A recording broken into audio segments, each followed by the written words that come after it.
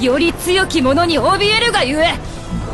Halo minasan, kembali lagi di channel My Name. Kali ini aku bakalan kasih spoiler dari anime Kizoku Tensei episode 2. Dan kalau kalian tidak suka spoiler, bisa skip video ini ya.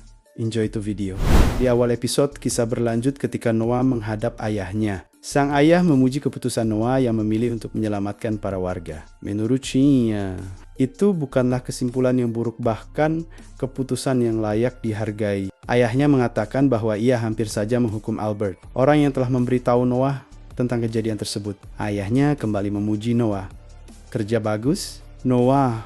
Kemudian pembicaraan beralih pada gaji Noah yang berjumlah 8.000 lins per tahun. Namun, menurut sang ayah, jumlah itu masih terlalu kecil untuk Noah. Ia menjelaskan bahwa penghasilan dari 30 gudang di ibu kota rata-rata hanya sekitar 120 lins per tahun, ditambah pemasukan dari penjualan daging yang jumlahnya pun tidak banyak. Sebagai tambahan, ayah Noah pun menyerahkan 1.000 lins kepadanya. Noah menerimanya dan mengucapkan terima kasih. Ayahnya sekali lagi memuji hasil kerja Noah dan memintanya untuk terus mendedikasikan dirinya bagi kerajaan. Noah merasa sedikit malu mendengar pujian itu, namun tetap menjawab dengan patuh bahwa ia tentu akan melakukannya. Adegan kemudian beralih ke saat Noah berjalan sendirian di ibu kota kerajaan Mires, kota paling makmur di dunia. Kota ini adalah tempat berkumpulnya manusia, barang, dan uang. Segala sesuatu yang mampu memuaskan keinginan manusia tersedia di sini. Namun bagi Noah, yang kini masih berusia 6 tahun, ada banyak hal yang belum bisa ia lakukan dengan tubuhnya yang sekarang. Saat berjalan-jalan, Noah tiba-tiba teringat bahwa hari ini akan ada seorang penyanyi yang tampil. Karena penasaran, ia memutuskan untuk mampir dan melihatnya sebentar. Noah pun tiba di sebuah bar tempat penyanyi itu tampil. Ia ingat nama penyanyi tersebut kalau tidak salah, Alice. Alice tampil dengan sangat memukau. Menurut Noah, penampilannya tidak buruk sama sekali. Meskipun teknologi di dunia ini belum berkembang, Noah bisa melihat bahwa Alice bernyanyi dengan sepenuh hati. Ia yakin bahwa Alice adalah seseorang yang benar-benar serius. Namun tiba-tiba keributan terjadi. Ternyata ada seseorang yang mengamuk ke arah Alice.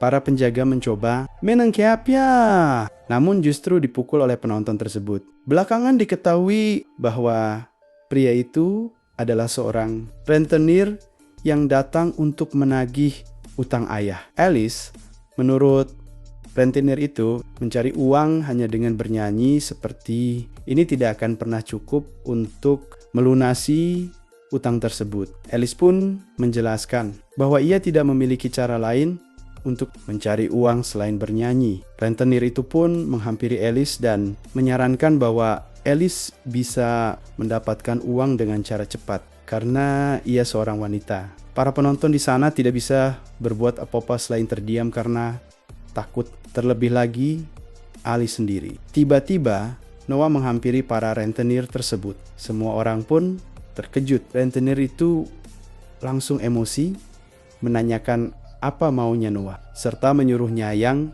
masih anak kecil untuk diam dan pergi. Kemudian, Noah menyebutkan pasal 67 hukum kerajaan yang menyatakan bahwa seorang anak tidak dapat mewarisi utang orang tuanya. Jika seorang anak membayar utang ayahnya, terlebih lagi dengan menggunakan tubuhnya, maka hal itu termasuk tindakan kriminal. Mendengar itu, para rentenir semakin marah dan langsung menyerang Noah.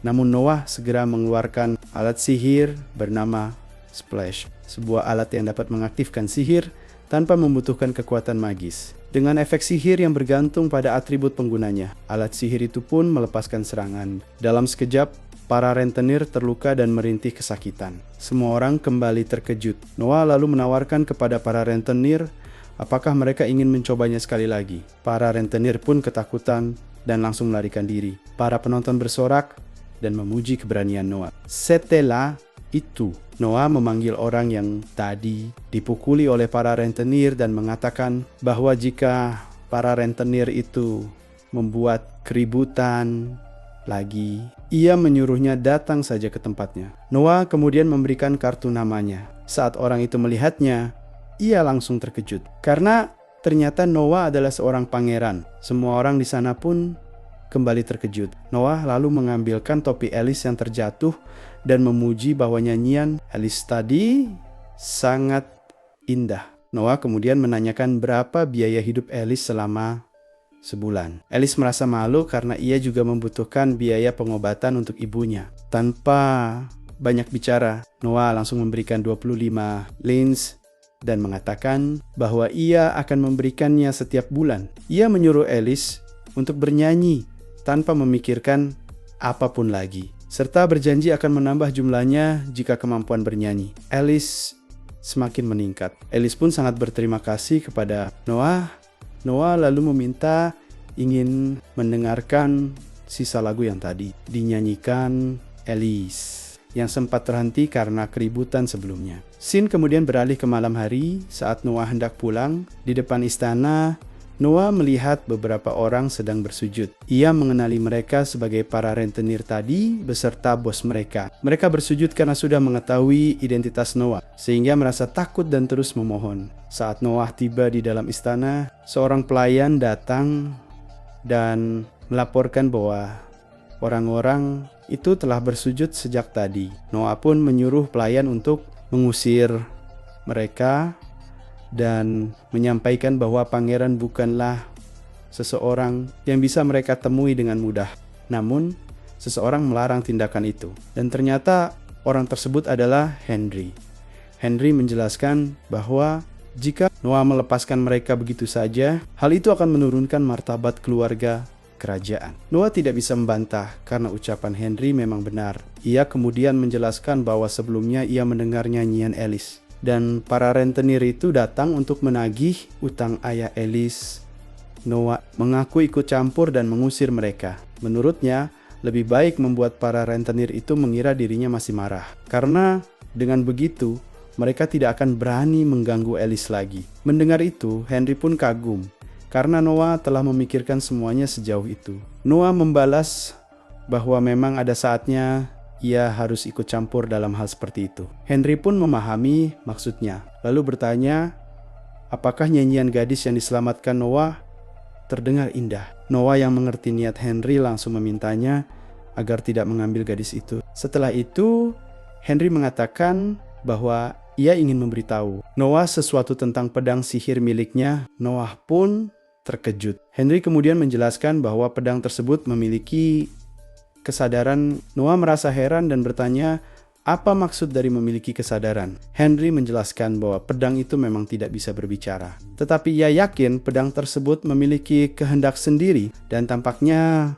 hal merepotkan itu terjebak dalam masalah hubungan hierarki. Noah pun akhirnya mengerti. Henry lalu menyuruh Noah untuk menganggap pedangnya seperti seekor anjing. Henry menyarankan agar Noah menentukan hubungan hierarki dengan pedangnya sebelum menggunakannya, karena hal itu demi kebaikan mereka berdua. Meskipun untuk saat ini masih sebatas dugaan. Saat memikirkan hal itu, Noah tiba-tiba mendapatkan sebuah ide dan menyuruh pelayan untuk membawakan pedangnya. Pelayan yang membawanya terlihat kewalahan. Noah pun meminta maaf dan menyuruh pelayan itu beristirahat saja. Setelah itu, Noah berniat langsung mencoba menetapkan hierarki dengan pedangnya. Henry yang melihatnya hanya bergumam dalam hati bahwa penjelasannya tadi masih sebatas teori dan belum tentu benar. Noah pun memulai dan berkata, "Jadilah milikku." Pedang itu segera memancarkan aura yang mengerikan. Namun, Noah tidak mundur. Tiba-tiba, air keluar dari pedang tersebut. Melihat hal itu, Henry sangat terkejut karena Noah benar-benar berhasil menaklukkan pedang itu. Henry kemudian meminta seseorang untuk memeriksa status kekuatan Noah. Saat diperiksa, menurut penilaian Noah sendiri, hasilnya sudah sesuai dengan yang ia harapkan, yaitu atribut kekuatan airnya berada di tingkat E+SS di matanya sendiri. Kini Noah merasa tidak perlu khawatir lagi. Bahkan, jika musuhnya bukan manusia sekalipun, itu tidak akan menjadi masalah dan tidak akan ada yang berani menghadapinya. Henry yang melihat status Noah saat ini pun sangat terkejut dan kagum. Padahal Noah adalah pangeran ke-13 yang baru berusia 6 tahun. Tetapi kekuatan atribut airnya sudah mencapai tingkat SSS di mata orang lain, kecuali di penilaian Noah sendiri. Henry pun kagum karena di usia 6 tahun, Noah sudah memiliki elemen air yang sekuat itu. Menurutnya, hal tersebut merupakan tanda bahwa Noah telah berhasil menundukkan pedang sihirnya. Noah pun berpikir sepertinya memang begitu. Namun tetap saja, meskipun di mata orang lain, status kekuatannya terlihat SS. Di mata Noah sendiri, kekuatannya masih berada di tingkat E+.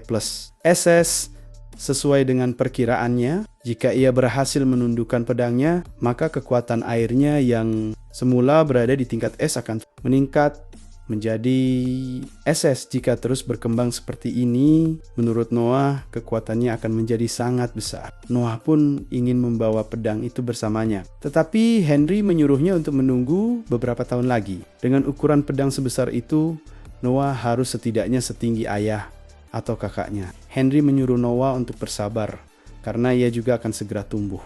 Noah hanya terdiam, memikirkan sesuatu. Melihat itu, Henry bertanya apa yang sedang dipikirkannya. Ternyata ada sesuatu yang ingin Noah coba dari pedangnya. Noah pun mengangkat pedang itu dan mulai berkonsentrasi. Tiba-tiba, pedang tersebut mengecil. Henry sangat terkejut melihat Noah mampu mengubah ukuran pedangnya. Noah lalu menjelaskan bahwa pedang itulah yang mengajarinya. Henry semakin heran, karena ia sendiri belum pernah mendengar hal seperti ini. Padahal, pedang tersebut adalah harta nasional kerajaan selama 200 tahun. Namun, kejadian seperti ini belum pernah terjadi sebelumnya. Menurut Henry, hal ini sungguh menakjubkan. Dengan demikian, Noah dan pedangnya kini bisa selalu bersama. Tak lama kemudian, seorang pelayan datang menyampaikan pesan bahwa telah tiba undangan dari menteri ketiga. Malam ini akan diadakan pertemuan mendadak di istana kerajaan. Noah pun bertanya,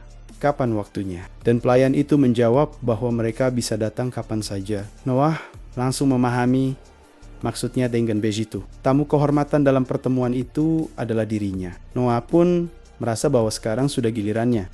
Noah lalu bertanya tentang kakaknya. Henry menjawab bahwa kakaknya tidak menyukai pertemuan yang berisik. Noah pun mengerti. Henry kemudian mengatakan bahwa sudah waktunya mereka berangkat. Noah mengangguk, dan mereka pun pergi. Namun, di perjalanan, para rentenir itu masih bersujud. Salah satu dari mereka akhirnya tidak tahan lagi dan bertindak tanpa memikirkan apapun. Teman-temannya panik dan menyuruhnya menghentikan tindakannya. Chiba. Noah mengintimidasi orang itu agar meminta maaf dengan tenang. Orang tersebut langsung lemas dan kembali tertunduk. Henry yang tidak melihat apa yang sebenarnya terjadi pun merasa heran dengan tindakan Noah. Noah kemudian meminta izin dan mengatakan bahwa ia hanya mempraktikkan apa yang biasa dilakukan kakak-kakaknya. Henry pun terkejut dan akhirnya memahami apa yang telah Noah lakukan. Menurutnya, tidak ada orang yang bisa bertahan menghadapi intimidasi seperti itu. Ia pun memuji Noah karena semakin mahir dalam menggunakan kekuatannya. Lalu Noah pun berangkat menggunakan kereta kuda. Setibanya di sana, mereka disambut oleh menteri ketiga bernama Zani Bloodredok. Zani menyambut Noah dengan hangat, dan Noah pun mengucapkan terima kasih karena telah diundang. Menurut Noah, malam ini sepertinya akan menjadi malam yang menyenangkan. Mereka kemudian berjalan menuju ruang pertemuan. Saat Noah masuk, semua orang di dalam ruangan bertepuk tangan menyambutnya. Beberapa tamu baru pertama kali melihat Noah dan menilai bahwa ia terlihat berwibawa meskipun masih sangat muda. Benar-benar seperti yang diharapkan dari seorang pangeran. Zani lalu merasa penasaran dan menanyakan pedang yang dibawa Noah. Karena ini adalah pertama kalinya ia melihat pedang tersebut. Saat pertemuan sebelumnya, Zani tidak melihat Noah membawa pedang tersebut. Noah pun menjelaskan bahwa pedang itu adalah hadiah yang diberikan oleh kakaknya, dan pedang tersebut bernama Leviathan. Zani langsung terkejut setelah menyadari bahwa pedang itu adalah pedang sihir sekaligus harta nasional kerajaan. Semua orang di ruangan itu pun ikut terkejut, terlebih karena pedang tersebut diberikan langsung oleh sang kakak, yaitu putra mahkota. Karena itu, tak seorang pun lagi heran mengapa Noah, pangeran ke-13, disebut sebagai penjaga Almeria. Para tamu bahkan tidak menyangka bisa melihat harta nasional secara langsung. Noah pun menduga bahwa Menteri Redok sebenarnya sudah mengetahui bahwa pedang itu adalah Leviathan. Namun tiba-tiba seseorang berkata bahwa pedang tersebut hanyalah replika. Semua orang langsung memandang orang yang berbicara tadi, dan orang itu pun berpura-pura seolah tidak mengatakan apa-apa. Noah kemudian bertanya pada pedangnya apa yang sebaiknya ia lakukan. Seketika seluruh tamu merasakan sakit, yang ternyata merupakan efek dari pedang Leviathan. Noah segera berkata agar semuanya menunggu sebentar. Dalam sekejap, rasa sakit itu pun menghilang dari para tamu. Sementara itu, orang yang tadi menyebut pedang Noah palsu langsung melarikan diri. Noah pun berpikir bahwa sepertinya lebih baik pedangnya tetap diam daripada kembali melepaskan. Aura membunuh seperti sebelumnya, sang menteri merasa senang. Karena seperti yang ia duga, Noah benar-benar sesuai dengan harapannya. Kini semua orang di sana telah merasakan kekuatan amarah dari harta nasional kerajaan. Dan orang yang mampu mengeluarkan kekuatan itu tak lain adalah Pangeran ke-13, Noah. Semua orang pun kagum melihat bahwa di usia Noah yang baru 6 tahun, ia sudah memiliki kekuatan sebesar itu. Setelah kejadian tersebut, perjamuan kembali berlanjut seperti biasa. Namun, ada 2 orang yang terlihat sedikit berbeda dari para tamu lainnya. Kedua orang itu pun menghampiri Noah. Salah satunya memperkenalkan diri sebagai Pilon Ellen bersama putrinya, Cindy. Noah lalu bertanya, apakah Cindy adalah putri angkatnya? Sang menteri terkejut dan bertanya bagaimana Noah bisa mengetahuinya. Noah menjelaskan bahwa ia bisa mengetahuinya hanya dengan melihatnya. Dan hal itu memang seperti yang diharapkan sang menteri dari seorang pangeran. Sang menteri pun menjadi penasaran dan ingin tahu bagaimana Noah bisa menyadari hal tersebut. Noah kemudian berkata bahwa Alan berasal dari keluarga kepala generasi ketiga atau keempat. Alan pun membenarkannya. Noah merasa bahwa Alan terlahir sebagai bangsawan, sementara Cindy tidak memiliki latar belakang yang sama. Dalam hati, Noah menyadari bahwa ia bisa membedakan orang kelas atas dan bawah dari ingatan kehidupan sebelumnya. Sang menteri pun memahami maksud Noah dan kagum dengan cara pandangnya. Noah lalu menambahkan bahwa Cindy dulunya adalah seorang budak yang kemudian diangkat Alan sebagai putrinya. Mendengar itu, Alan sangat terkejut karena Noah bisa mengetahui hal tersebut sejauh itu. Noah menjelaskan bahwa ia mengetahuinya dari sorot mata Cindy, karena menurutnya orang yang pernah diperbudak memiliki sorot mata yang sama. Alan kemudian menjelaskan bahwa Cindy memang ia beli dari pedagang budak. Namun, berbeda dengan anak-anak lain, Cindy cukup cerdas. Alan pun mengajarinya berbagai hal tentang bagaimana seharusnya bersikap sebagai seorang wanita. Noah tersenyum dan memuji tindakan Alan, mengatakan bahwa itu sangat baik dan ia menyukai cara Alan memperlakukan Cindy. Noah pun berjanji lain kali akan mengundang mereka ke mansion dan meminta Alan menceritakan lebih banyak tentang Cindy. Dengan senang hati, Alan mengiyakan dan mengatakan bahwa ia akan menceritakannya kapan saja. Sang menteri lalu bertanya apakah Cindy sesuai dengan selera Noah. Noah menjawab bahwa Cindy adalah anak yang luar biasa dan menambahkan bahwa ada alasan lain mengapa ia yakin Cindy bukan putri kandung Alan. Saat Noah melepaskan intimidasi sebelumnya, Cindy bereaksi terhadap tekanan itu, dan sejak intimidasi pertamanya tadi, Cindy terus berusaha melindungi Alan. Padahal pada umumnya anak perempuan seusia itu akan cenderung ingin dilindungi. Sang menteri pun memahami maksud Noah, dan sejak awal itulah hal yang paling Noah perhatikan. Sang menteri pun kagum kepada Noah. Scene kemudian beralih saat Noah telah kembali ke istana. Di sana, Noah menerima sebuah hadiah dari menteri ketiga. Seorang pelayan bertanya apa yang harus dilakukan dengan hadiah tersebut, dan Noah menyuruhnya untuk menerima saja seperti biasa. Noah memahami bahwa memberikan hadiah sebagai ucapan terima kasih karena telah menghadiri perjamuan merupakan hal yang wajar dalam hubungan aristokrat. Noah juga merasa bahwa akan kurang baik jika ia tidak membawa pedangnya. Terlebih sekarang pedang itu memiliki kekuatan yang luar biasa. Pedangnya pun bereaksi, membuat Noah bertanya apakah pedang itu sedang menantikannya. Tak lama kemudian, Noah menyadari sesuatu. Pelayan yang melihat ekspresi Noah pun bertanya ada apa. Noah menjawab bahwa ia sedang memikirkan sesuatu yang menarik. Pelayan itu kebingungan.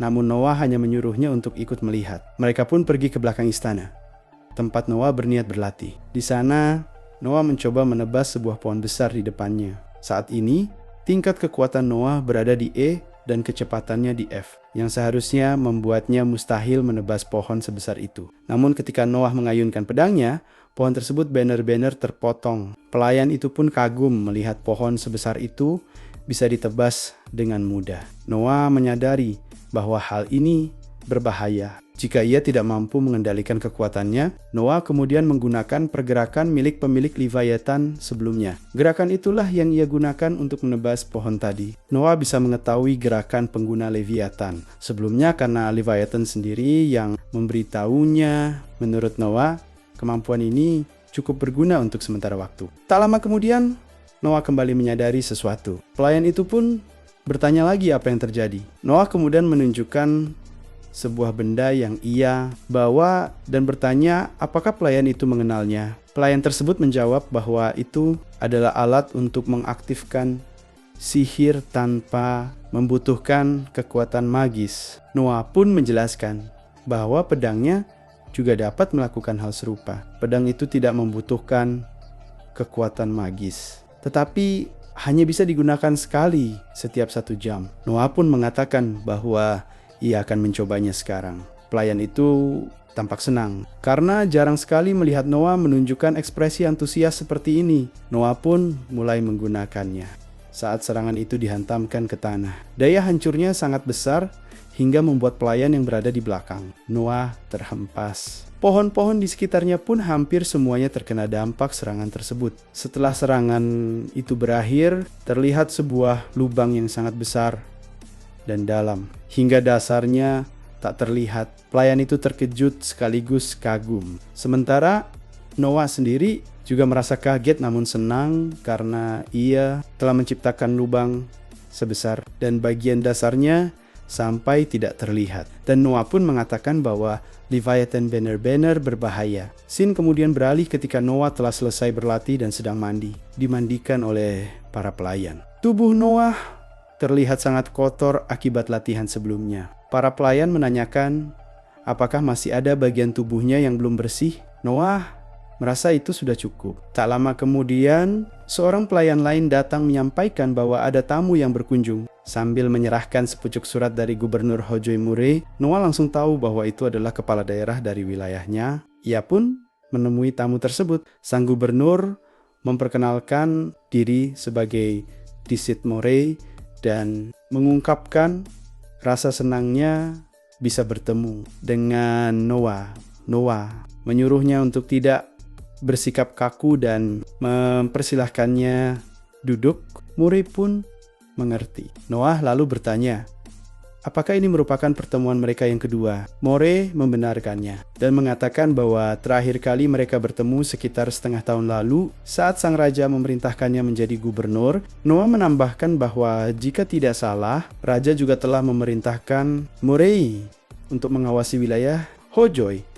Murray kembali membenarkan hal tersebut. Wilayah Hojoy terletak di pinggiran sungai dengan tanah yang subur dan cocok untuk peternakan. Namun, daerah itu juga sering dilanda banjir. Karena itulah sang raja berencana mengubahnya menjadi wilayah penghasil biji-bijian yang stabil dan menunjuk Murray sebagai gubernur di sana. Murray sendiri berasal dari Almeria, tempat tinggal suku air. Noah kemudian bertanya, apakah rencana tersebut tidak berjalan dengan baik? Murray mengiyakan karena situasinya akan semakin memburuk jika anggaran tidak segera dikeluarkan. Noah membalas bahwa hal itu seharusnya tidak mungkin terjadi, mengingat perintah tersebut datang langsung dari raja. Murray membenarkan, tetapi ia sendiri tidak mengetahui alasannya. Karena menteri keuangan tidak memberikan penjelasan mengapa anggaran itu belum dicairkan. Mendengar itu, Noah pun berdiri dan menyuruh Murray mengikutinya.